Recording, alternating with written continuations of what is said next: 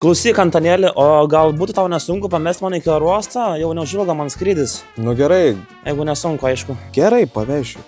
Labas, broli. Klausyk, ką tu, gal neusiemės? Vėl tave pavežt. Radau žiaurę gerą dylą kalėdinėm eglutėm. Gal pamestum iki namų, nes į taksį netilps greičiausiai. Nu, jeigu nesunku, aišku. Nu pavešiu, bet paskutinį kartą. Klausyk, greitai, aš iškart prie reikalo. Gal galėtum mane pamesti penktadienį iki Klaipėdos? Ne, nu čia jau viršūnė. Turiu tam pasikalbėjimus ir nelabai turiu kaip nuvažiuoti, žinai. Nu tai paskutinį kartą nuvešiu, bet daugiau žinok, aš tave priversiu išsilaikyti teisės. Ok, ačiū. Atsibodo žaisti su žaislinėm mašinėlėm ir norite turėti vairuotojo pažymėjimą?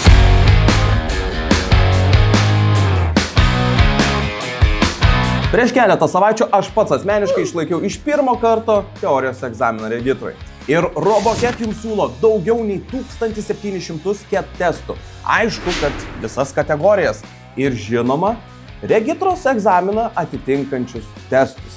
Ir jūs galite, aišku, kad nemokamai išbandyti. Taip kaip ir Mantas dabar. Jūsų ir Manto sėkmė RoboCat yra prioritetas. Todėl, jeigu jūs nueisit į Regitrą ir neišlaikysit egzaminą iš pirmo karto teorijos, jums grąžins pinigus. Antonė, gal galim ir per telefoną spręsti? Galite ir per kompiuterį, galite ir per telefoną atsisiųs programėlę ir tenai spręsti tos testus. Linkas yra čia, paspauskite, išbandykit ir žinoma, sėkmės egzamine.